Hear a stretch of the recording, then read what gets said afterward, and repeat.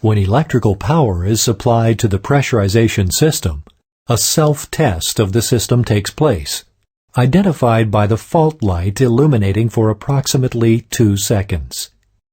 If there is an electrical fault in the system, the fault light will remain on. The system can be operated in manual or auto mode.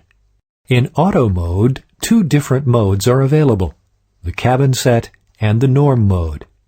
In the cabin set mode, the crew selects the desired cruising altitude during climb and the destination altitude on descent using the altimeter knob. Cabin altitude rate of change is selected using the rate knob. When the ball on the knob is aligned with the index mark, the cabin rate of change is 500 feet per minute up and 300 feet per minute down. Movement full left sets a minimum climb or descent of 0 feet per minute.